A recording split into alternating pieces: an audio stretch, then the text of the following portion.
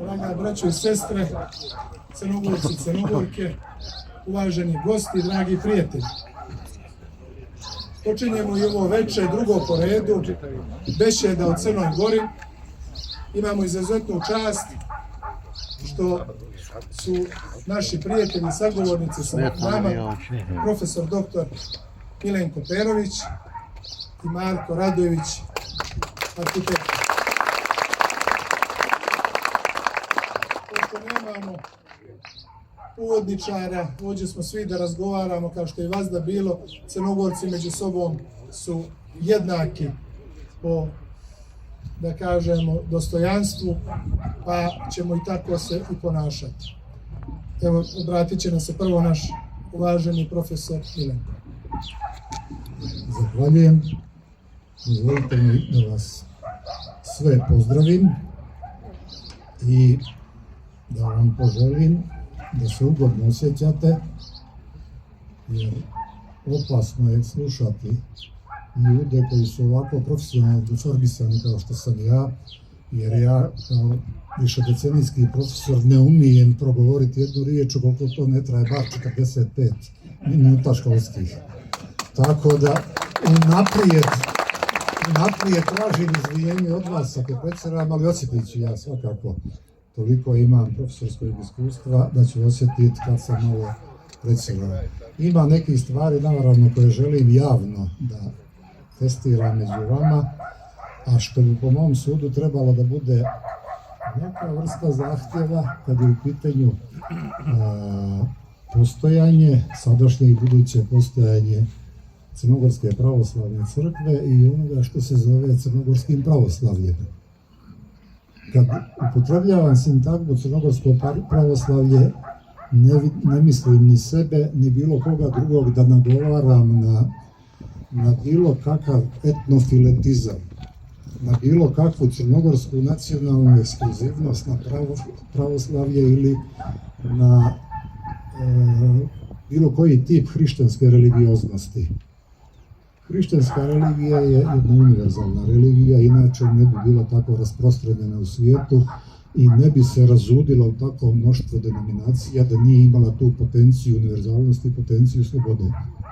Prema tome, svako zatvaranje u nacionalne, etničke, plemenske okvire hrišćanstva smrt je za hrišćanstvo. U tom smislu se unaprijed ograđujem od mogućnosti da se o crnogorskom pravoslavlju govori na etnofiletistički način.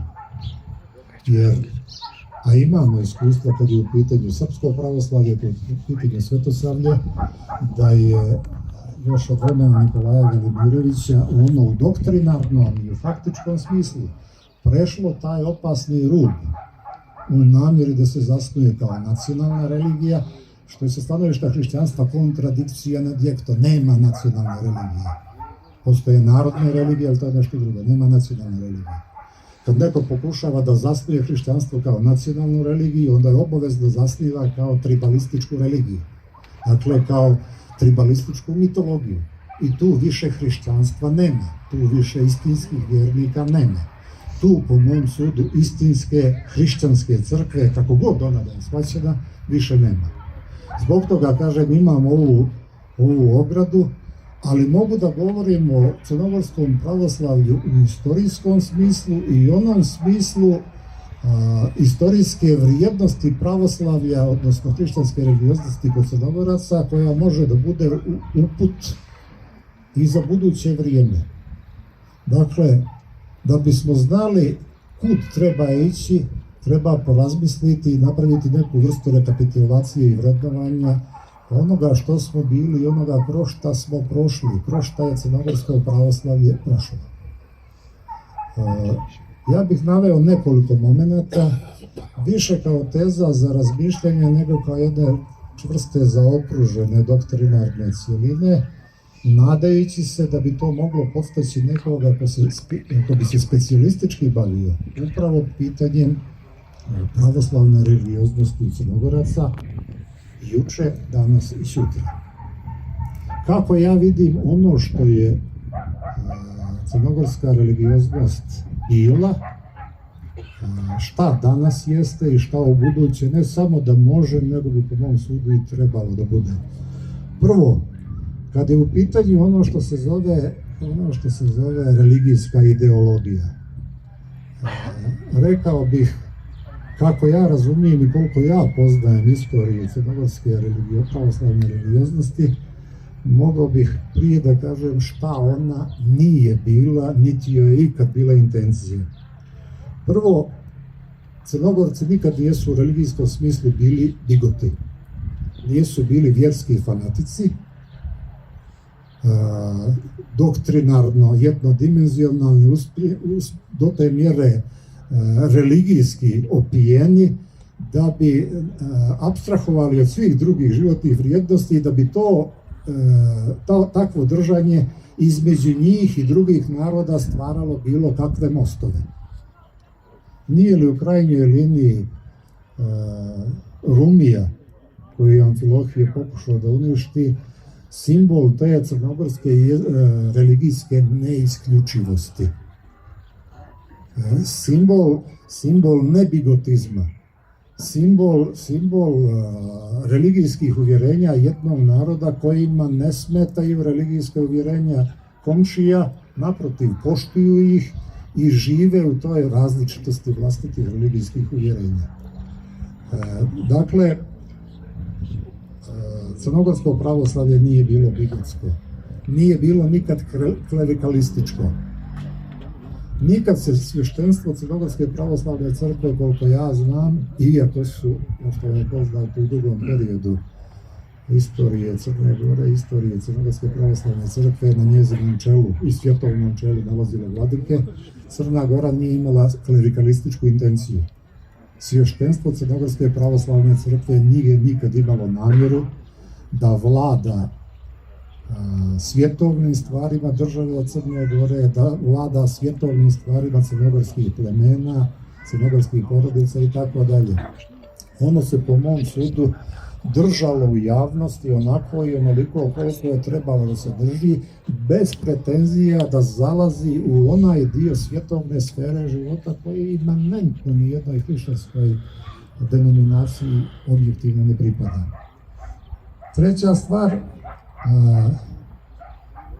nikad, koliko je meni poznato, u Crnogorskoj pravoslavnoj crkvi nije postojala intencija da se na čelno mjesto religijske ideologije, na čelno mjesto religijskog vjerovanja, umjesto Boga i umjesto Isusa Hrista, umjesto Svetog Trojstva, postavlja bilo koje živo istorijsko nacionalno lice. Kod Crnogoraca nikad nije bilo moguće Svetosavlje, nikad nije bio moguć Nikolaj Velimirović, nikad nije bila moguća zamjena onoga koji je istorijski utemeljitelj hrišćanstva i hrišćanske religijske doktrine, Isusa Hristosa, bilo kojim drugim likom. Iako je Crna Gora, Crnogorska pravoslavna crkva, imala i tekakvih odličnika koji bi mogli da zauzmu izvanredno i doktrinarno, i ako hoćemo teološko i predvodničko mjesto u istorijatu Crnogorske crkve. Dakle, u Crnoj Gori se nikad nije moglo uspostaviti Svetosavlje. Ne može se ono ni danas uspostaviti, čak i u onim slojevima crnogorskog društva koji inkliniraju prema Srpskoj pravoslavnoj crkvi i njezinoj religijskoj ideologiji. Svetosavlje je uvezeno. Ono nije imanentno čak ni Crnogorcima koji su međuvremeno konvertovali u nacionalne Srbe. Ja držim da će to biti jedna prolazna istorijska faza, jer zalutaju i kontinenti ponekad u istoriju, ne dijelovi pojedinih naroda.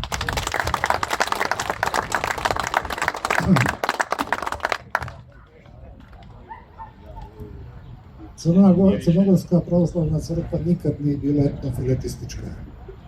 Dakle, nikad nije nagovarala crnogorsko svjetovno društvo da se konzervira za sva vremena u tribalizmu, u filetizmu, u identifikaciji onoga narodnog sa onim religijskim ili onoga nacionalnog sa onim religijskim.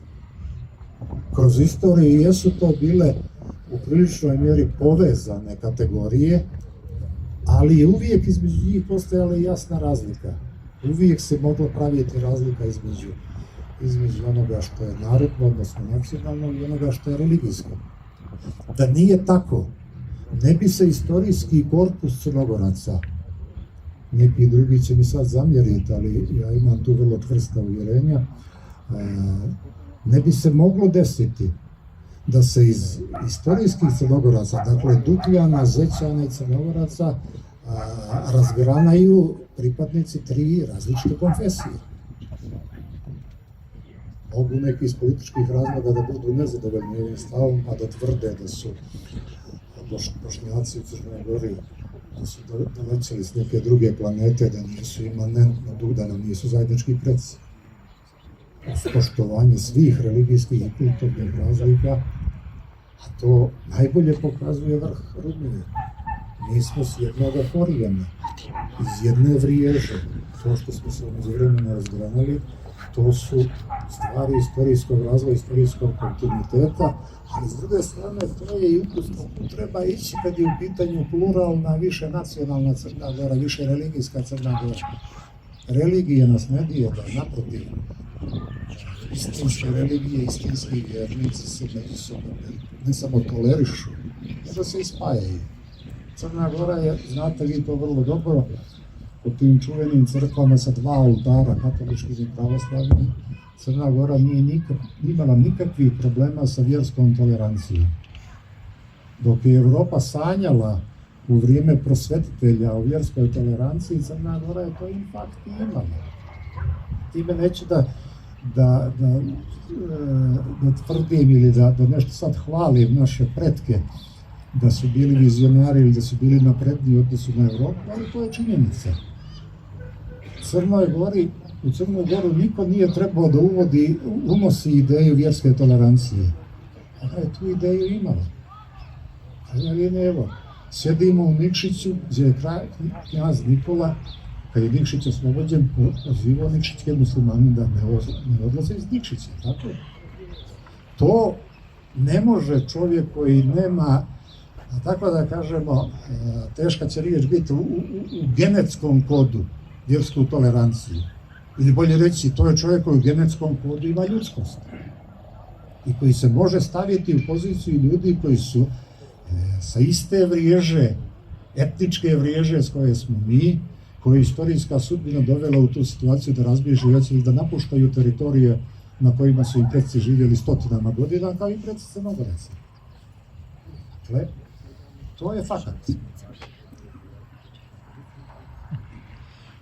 I još jedan moment vezan za religijsku ideologiju, da ne odužim previše, sad se već u onoj profesorskoj opasnosti na koju sam vas upozorio. Crnogorska pravoslavna crkva je uvijek bila siromašna crkva siromašnog naroda. Drugčije to ne može da bude. U ozbiljnim narodima drugčije ne može da bude. Imamo, nažalost, u Komšiluku jedan primjer koji nije takav. Imamo crkvu koja je od 90. godina nevjerovatno bogata u vrlo siromašnom narodu. Ta disproporcija prije ili kasnije nekome mora izaći na nos. To prosto rečeno ne funkcioniše na duge staze. Crnogorska crkva se u istoriji prostirala onoliko koliko su se mogli prostirati Crnogorci u imovinskom, u ekonomskom smislu. Zbog toga nema sjaja, nema blještavila, nema razmetanja bogatstvom, nema služenja Molohu, a ne hrišćanskom Bogu, Crnogorskoj crkvi. Ja sam imao jednu situaciju, ispričat ću vam malo pravim digresiju. Kad smo napravili normu crnogorskog jezika, profesor Silić iz Zagreba, koji je tu bio spiritus movens čitavog posla oko normiranja, izrazio je želju da ga povedem na Cetinje. Obilazili smo Cetinje i dođemo pred Cetinski manastir. I on mi kaže, fini, delikatni zagrebački gospodin, jedan delikatni, fini profesor, pogleda u Cetinski manastir i kaže, pa ovo zdanje je jako skromno. Nije mu se dopalo. Doista, kad dođete iz jednog Zagreba koji je sav u secesiji, Austro-Ugarskoj secesiji, gdje na sve strane šljašti od onih moćnih zgradurina, gdje se pokazuje taj austro-ugarski štih, to austro-ugarsko bogatstvo, i dođete na jedno Cetinje i vidite skromnu zgradu manastira, to zaista djeluje razočaravajuće. Ja sam u prilike rekao, malo se osjećao postiđeno, kao da se ja kriv što je Cetinski manastir tako skroman u građevinskom, arhitektonskom smislu. Nema bogatstva, nema ukrasa, nema ničega. Nije snaga ovoga manastira bila u onome spoljašnjem u fasadi. Snaga je bila što su u njega stotinama godina i kad je bio spaljivan i kad ga nije bilo, gledali ne samo Crnogorci sa 4 strane svijeta, nego bogami i ostali pravoslavni, katolički i drugi narodi. Dakle, njegova veličina je zaista bila u njegovoj skromnosti, koja je imala ogromnu simboličku vrijednost. Kad je u pitanju, još bih se samo zadržao na tome, kad je u pitanju religijska doktrina crnogorskog pravoslavlja, svi mi vrlo dobro znamo da je ona više nego skromna. Nije Crna Gora upravo zbog svog siromaštva. Nije mogla, tako reći, ni popove da izdržava, ne učene teologe, da ima teološke škole, teološke fakultete, i to se svakako odrazilo u činjenici da nije imala ni učenih teologa, tako da se ni crnogorska religijska pravoslavna doktrina nije na bilo koji način, po mom sudu, samostalno razvijala. Jer ona, upravo zbog tih historijskih okolnosti, bila neka kombinacija stare predhrišćanske narodne religije i osnovnih hrišćanskih ideja. Do određenog stepena, po mom sudu, svijest Crnogoraca, to dvojstvo, koje vrlo često nije ni lako razlikovati, održalo se do današnjih dana. Međutim, ima jedna stvar.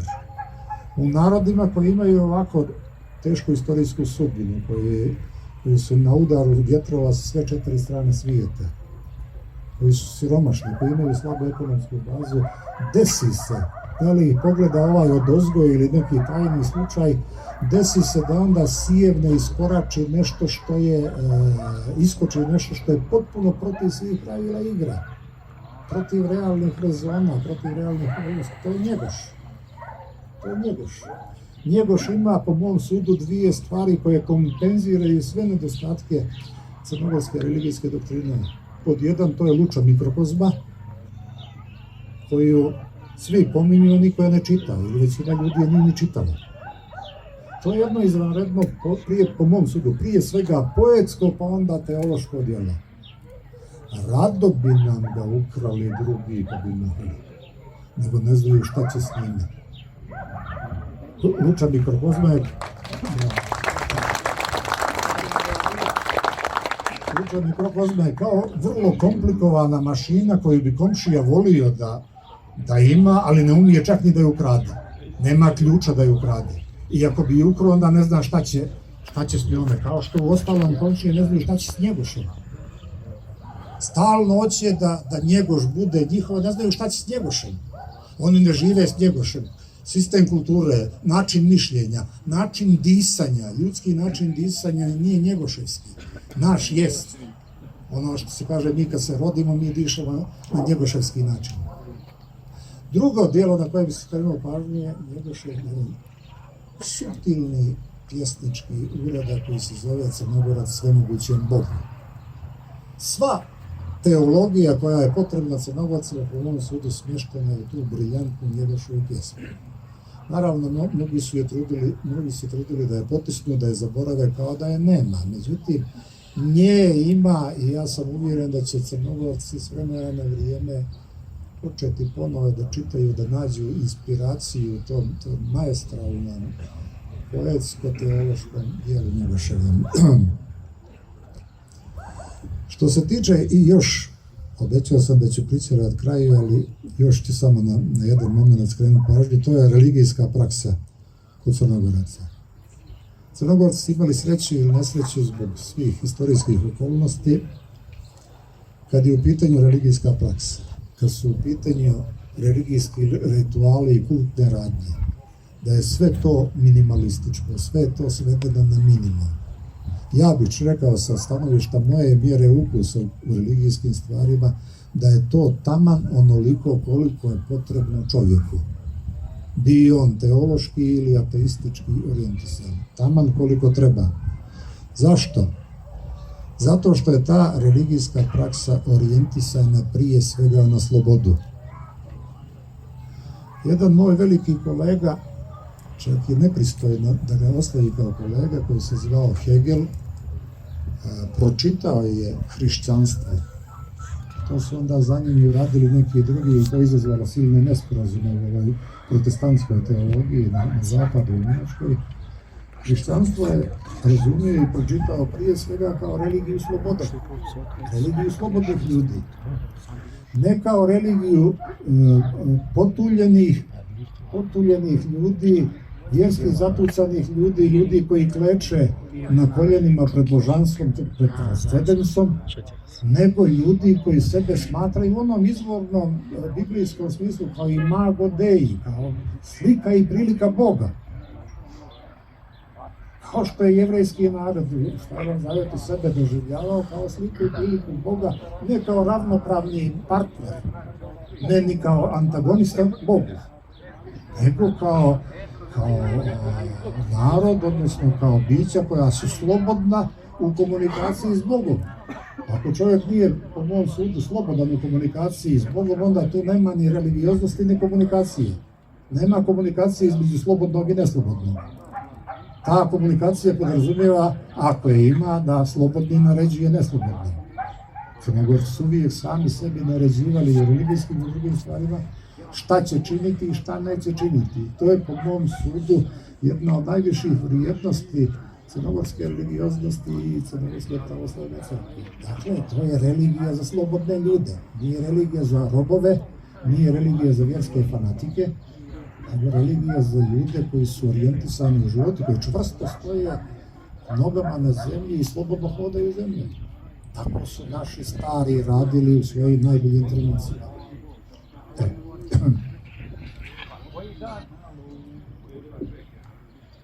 To se može vidjeti i po crnogorskim svještenicima i po crnogorskim vjernicima. Tradicionalni crnogorski svještenici, evo, Ličava ih Njegoš, ako smijem da simplificiram, u 3 lika u Gorskom Vijencu. Vladika Danilo, Iguman Stefan i Popnić. Sve je rečeno kroz tu paletu, ta 3 lika o crnogorskoj svješteničkoj struci, crnogorskoj svješteničkoj religioznosti. Kad je u pitanju Crnogorac kao vjernik, on je primao onoliko religije koliko mi je bilo potrebno. Ni manje, ni više. Možda čak ponekad manje, ali u principu prema jednoj antropološkoj, prema ljudskoj mjeri, to i sam Njegoš kaže, nada nema prave ni u koga, da u Boga i u svoje ruke. Dakle, tu imamo klasični partnerski odnos između Boga i čovjeka. Kakvi su crnogorski sveci? Nema ih mnogo, ali su, što bi rekao Hegel za Platonove junake iz Platonovih dijaloga, to su plastični karakteri. To su izvanredni likovi, što je Vladimir, kao što je Vasilij Ostroški, kao što je Petar I, kao što je Stefan Piperski. To nijesu masovne ubice.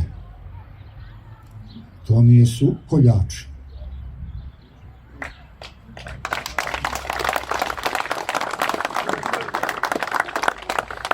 Niko od njih nije razorio i spalio zetu, a ostavio samo kotor da se s njime diči. To su zaista bili i sa stanovišta, nereligioznog stanovišta, sa stanovišta običnih historijskih, antropoloških mjerila. Crnogorska pravoslavna crkva ima svece koji su u svom vremenu bili izvanredni ljudi. Ne mora čovjek biti religiozan, ne mora biti pripadnik Crnogorske crkve, ali kad se upozna sa biografijama tih ljudi, pokazuje se jedna antropološka ljudska izvrsnost. Veliko je bogatstvo imati takve svece. Pritom niko od njih nije postao svetac preko veze, zato što je bio vladar ili zato što mu je sin kreirao, sin jednoga ubice, poznato koji je razorio Zetu, kreirao je biografiju svoga oca. Niko od njih nije imao Amfilohija Radovića da ga pravda, zato što je klao žene i djecu za vrijeme Drugog svjetskog rata, ne samo po Crnoj Gori, nego uz Drinu, ohoho, ima tih Maca Vukovičića koliko god hoćete, ja sam to jednom iskopavao pa sam našao 10-15 ubica, tu zapravo niz Drinu. Crnogorski sveci nisu takvi. Čak i prema nehrišćanskim i nereligijskim mjerilima, to su bili izvanredni ljudi koji danas mogu biti izvor ljudskosti. I ljudima koji su vjernici i ljudima koji su ateisti. I u principu, svaki ozbiljan narod, kad bi imao takve svece, a nema ih puno, trebao bi da bude ponosan što je izbacio tako izvanredne ljude. Jer pojam svetosti podrazumijeva ne neku transcendentnu vrijednost, nego najvišu moguću ljudsku vrijednost koju jedno ljudsko biće može da ostvari. To je pojam sveca po mom sudu u hrišćanstvu i ne samo u hrišćanstvu, jer brojne druge religije imaju svoju ideju sveca i u svim njima se podrazumijeva ta ekstraordinarnost, antropološka ekstraordinarnost i izrazita vrijednost ljudskog bića. Evo, malo se već prečerao, za sami kraj. Po mom sudu, sa stanovišta ove, uslovno rečeno, istorijske reminiscencije, šta ja mislim, naravno to nije iscrpno ni kompleksno, nego što kaže razmišljanje na prvu loptu, šta ja mislim da je u ovom trenutku i u budućnosti potrebno Crnogorskoj pravoslavnoj crkvi. Pod jedan, unutrašnje jedinstvo. Čvrsto unutrašnje jedinstvo.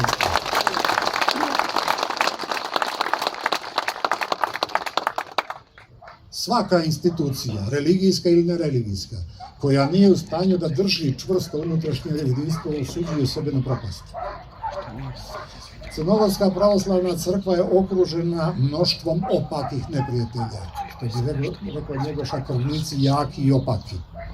Zatrijeće Crnogorsku pravoslavnu crkvu ukoliko nema tog unutrašnjeg jedinstva. Drug Njegoš bi rekao tvrdi orah, voćka čudnovata. Nije važno kolika je u ovom trenutku Crnogorska pravoslavna crkva, ako ima unutrašnje čvrstine, onda se, ne samo da se neće slomiti, nego će sve više i više rasti. Ispucaće se galijoti, ispucaće se prevaranti pod firmom religioznosti u Crnoj Gori. Ispucaće se oni što jeftino ribare ljudskim dušama. Oni što Crnogorcima nameću religioznost koja im nije imanentna. Crnogorska religioznost, da zaključim, nije religioznost slugu, nego religioznost slobodnih ljudi. Ispucaće se, prije ili kasnije. Crnogorci će to sturiti sa sebe, odbacit će to od sebe.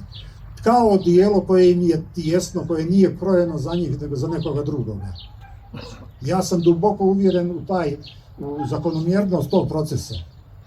Neće on naravno teći ni brzo ni lako, ali on neminovno mora teći ako Crnogorci misle da ih bude i danas, i da ih bude u budućnosti.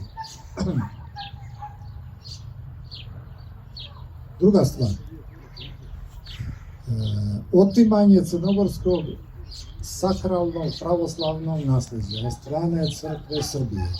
Ja smatram i držim da tako treba smatrati u krugu ne samo Crnogorske pravoslavne crkve, nego u opštem crnogorskom duhovnom i političkom krugu.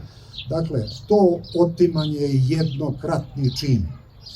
Nikad ni u jednoj sekundi ne treba prihvatiti kao svršen čin što se u crnogorskim svetinjama, a ima ih 630 ili 50, ne znam tačno, ne treba ni u jednom trenutku prihvatiti da to više nije crnogorsko, da je to tuđe. Čak ni kad su posjetioci tih objekata, ljudi koji su ili nekad bili Crnogorci pa se konvertovali u nešto drugo, ili su zabunom još uvijek Crnogorci i imaju potrebu da idu u tuđu crkvu. To će proći. To se ne drži na zdravim osnovama. To, prosto rečeno, nije prirodno. Kao što se vidi ova arhitektura pravoslavnih crkava u Crnoj Gori nije srpska pravoslavna arhitektura, to je crnogorska pravoslavna arhitektura. Mogu i oni premalavati, premazivati, falsifikovati, prekrečivati na 100 načina. To će ostati crnogorska arhitektura, to će ostati crnogorske bogomolje. Bilo je vremena i ovakvih i onakvih.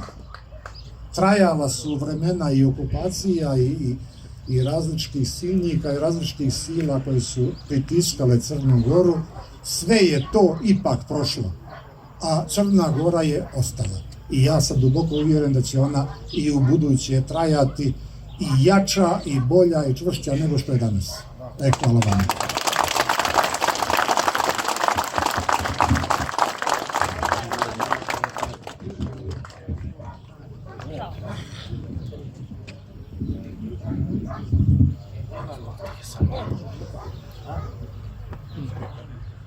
Dragi prijatelji, dobrodošli i hvala vam što ste došli u ovom broju. Ja bih danas pričao malo o svom prvom projektu crkve, to je projektu manastira u Višjem Dolu. Ovaj projekat smo započeli 2010. godine.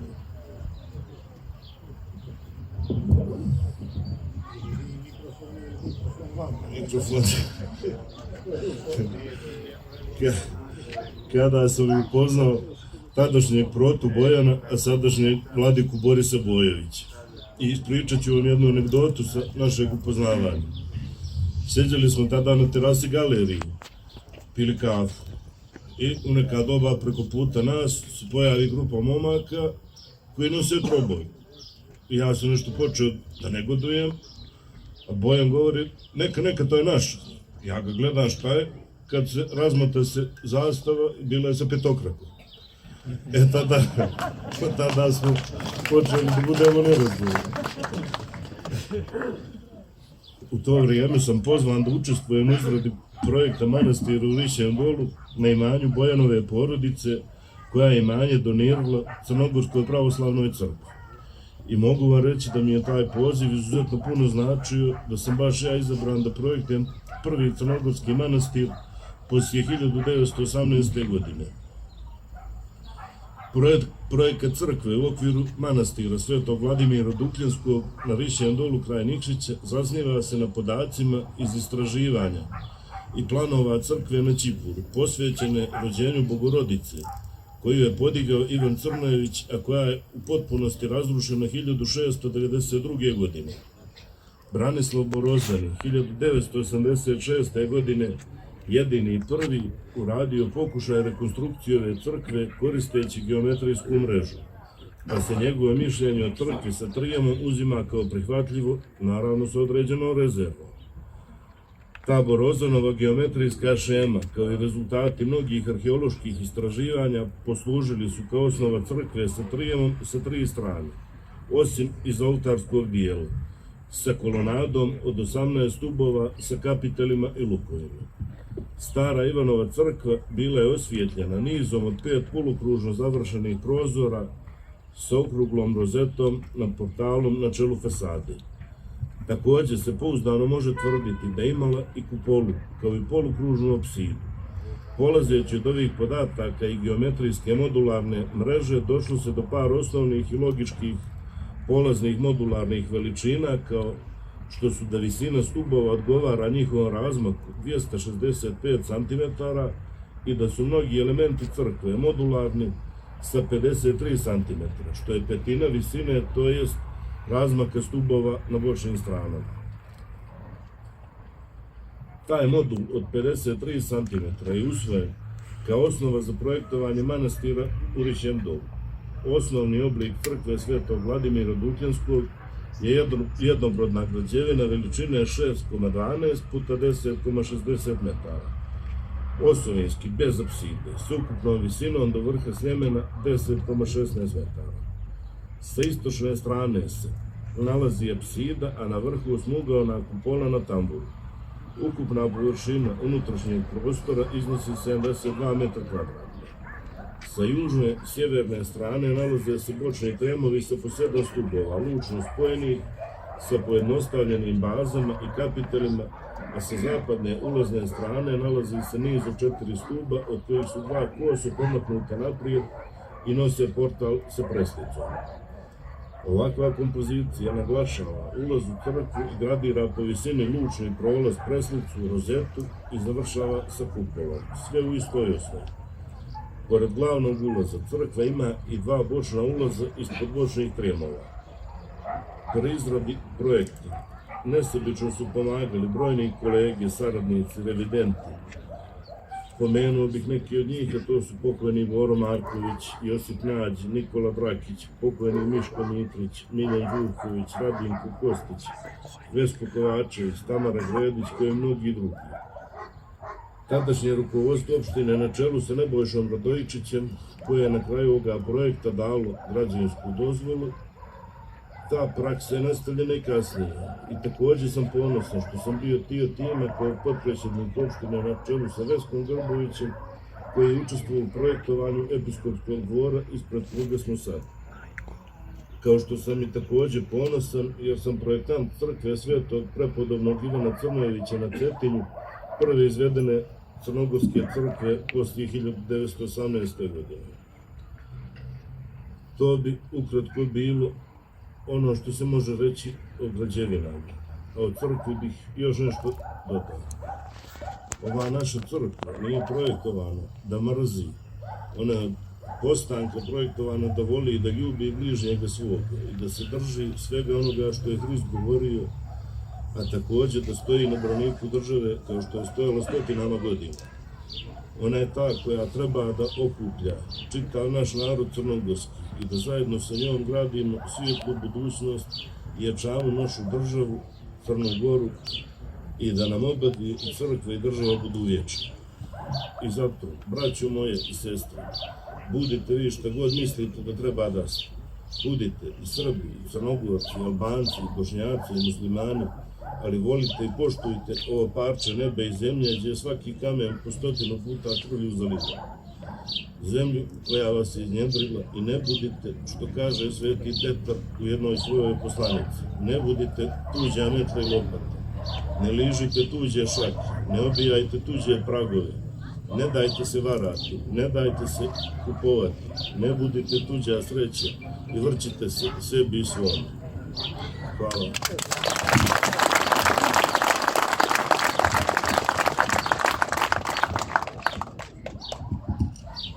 Ja se zahvaljujem uvaženim i dragim prijateljima, profesoru Milenku i dragom prijatelju Marku na ovim divnim besedama koje će ostati sigurno zapamćene, a vidim i da su snimljene, tako da ćemo informisati o tome i druge Crnogorce i druge ljude širom i Crne Gore i dijaspore.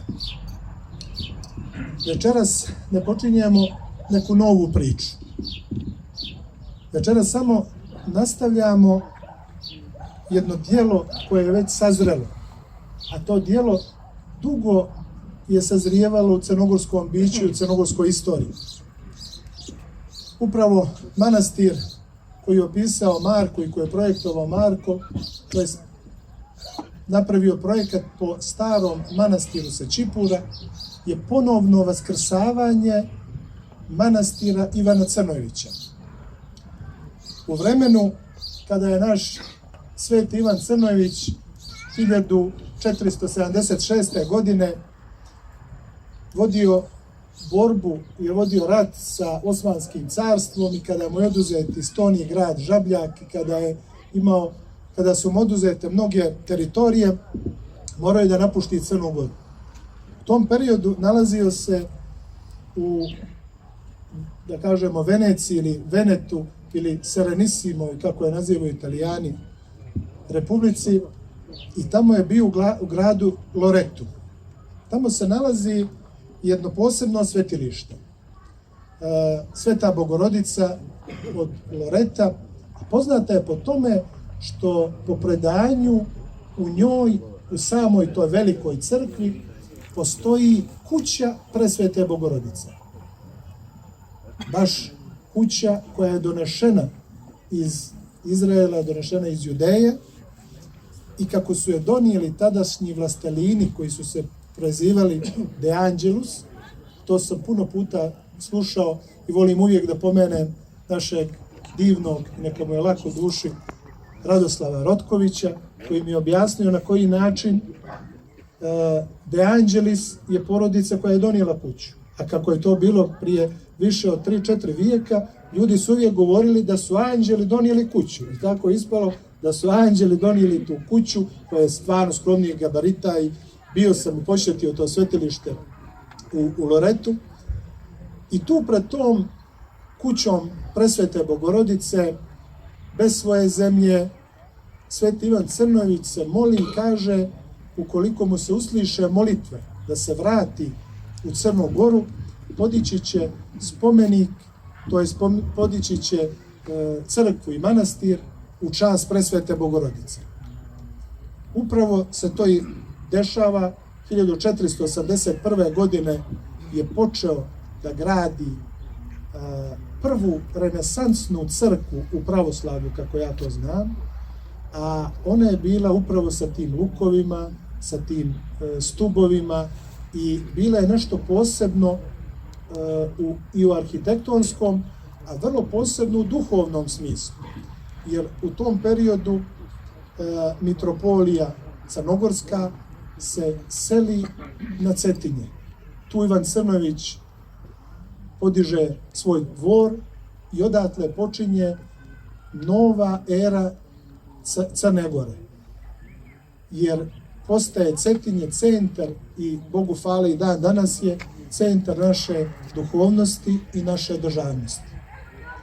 I upravo naša ideja je bila da jednu kopiju takvog manastira napravimo, i pošto smo to počeli 2008. godine, kada smo osvještali kamen temeljac i postavili ga u Rišem dolu, upravo je bila to ideja da tako izgleda prvi crnogorski manastir podignut posle obnavljanja Crnogorske pravoslavne crkve, koji je obnovio naš blaženo počivši mitropolit Antonije Abramović 1993. godine sa Crnogorcima na Cetinju. Podizanje novih crkava i manastira ne predstavlja odustajanje od bilo koje crkve ili manastira u Crnoj Gori. Svi manastiri i crkve koje su pravili naši preci, koje je pravio crnogorski narod i vladari, su naši, i nikad nećemo prestati da se borimo za naša ljudska prava, da možemo u njima da služimo i da se Bogu molimo na našem crnogorskom jeziku, sa našim crnogorskim sveštenicima, i da bratski primamo sve ljude koji žele da budu tu sa nama. Ali moramo i za nas ostaviti nešto za buduće generacije. Mora se i po nama nešto zvati, da smo i mi nešto podigli i da smo mi neđe, gdje je potreba, podigli crkvu, manastir, parohijski dom. Jer da nijesmo na ovakav način u Nikšiću činjeli zadnjih skoro 14 godina, pa smo od podstanara dobili ovaj veleletni dvor koji je obnovljen, pa imamo gdje da se skupimo, i mogu vam reći da ovakva mjesta puno nedostaju Crnogorskoj pravoslavnoj crkvi. U svim ostalim gradovima, više Cetinje gdje postoji crkva i Vladičanski dom, ali Podgorica, Bar, Herceg Novi, Kotor, Kolašin, svima fale ovakvi centri, mi ovakve centre moramo stvarati. A manastir je vrlo bitan, jer za Crnu Goru manastiri imaju poseban značaj. u vremenu vladikata bili su centri duhovne i državne vlasti. Bili su manastiri kao mjesta okupljanja plemenskih zborova, pa na primjer Cetinski manastir, Ostrog, Brčeli, Stanjevići, Župski manastir, Ćelija Piperska, Ždrebanik, Morača, Piva, Duga i mnogi drugi manastiri su bili centri upravo plemena i naroda tih plemena koji su dolazili i u njima, u najtežim trenucima, dobijali potporu za borbu, dobijali duhovnu utjehu i dobijali sve ono što je mogao manastir da im pruži. A mimo tog duhovnog, crnogorski manastiri su bile prve škole i bili su mjesta gdje su se opismenjavali Crnogorci kroz istoriju. Pa su i sami ti manastiri bili prosvetiteljski, kao što profesor reče, Crnogorska pravoslavna crkva imala svoje posebnosti i mi ne želimo da se odreknemo tih svojih posebnosti. Jer Crnogorska pravoslavna crkva je hrišćanska, pravoslavna i prije svega narodna crkva, koja je potekla iz naroda, koja živi i služi narodu i koja je uvijek u svim nedaćama sa ovim našim narodom. Želio bih da još kažem i da pročitam ljude koji su bili u prvom crkvenom odboru za izgradnju manastira, jer mnogi od njih nisu više među nama, pa iz pijeteta prema njima pročitat ću prvi odbor za izgradnju manastira koji će biti ubrzo obnovljen jer imamo namjeru da sa radovima počnemo ubrzo. Znači, odbor za izgradnju manastira, ovo je iz 21.8.2011. godine, predsjednik odbora Boro Marković, potpredsjednik odbora Marko Vasiljević, profesor dr. Božo Nikolić, dr. Slobo Nikčević, Radovan Damjanović, Vojo Đukanović, Mitar Matijašević, Drago Vukotić, Živojin Žika Stanišić, Marinko Radulović, Ljubo Milović, Drago Adžić, Nikola Bezmarević, Dragan Žarković, Ljubo Bojović, Mijo Vujačić i tad sam ja kao svještenik bio kao koordinator u ovome, a uz te ima još Danilo Popović, Rado Šućur, Velizar Vojinović, Miodrag Baletić, Marko Radojević i Ivan Burić. Koliko smo mogli, uradili smo. Napravljeno je 800 metara puta koji ide direktno do manastira. Nijesmo još uvijek postavili asfalt, to će vremenom doći. Napravili smo, iskopali temelje, izravnali sve te površine koje su tu podesne za buduće konake i manastir. I pošto se često pitamo kako i na koji način da djelujemo i da radimo, ja sam uvijek za to da gledamo što mi činimo i koliko mi možemo da damo. A po riječima Svetog Petra Cetinskog, učini koliko je kadar, učinio je koliko je dužan. I želim da ako možemo svako priloži po jedan kamen u simboličnom smislu i da napravimo to veliko djelo prvog crnogorskog manastira od kojeg definitivno nećemo odustati i nadam se da ćemo ubrzo početi radove na njemu. Građevinsku dozvolu smo dobili 2.8. na Ilindan 2012. godine i pokrenuli smo u ovom sad tehničkom smislu, baš kako se to nekad činjelo, bit će ubrzo i otvoren žiro račun, ali se nadam da ćemo između sebe svako od svojih prijatelja probuditi taj humanost da priložimo za taj manastir, pa smo napravili te priznanice i svaki koji želi da učestvuje i da prikuplja novac koji će ići kod našeg blagajnika Milana Đukanovića, a posle toga upotrebljivan po nalogu odbora, da na taj način kao u stara vremena damo svoj doprinos i da napravimo i prvi crnogorski manastir. Posle obnavljanja Crnogorske pravoslavne crkve.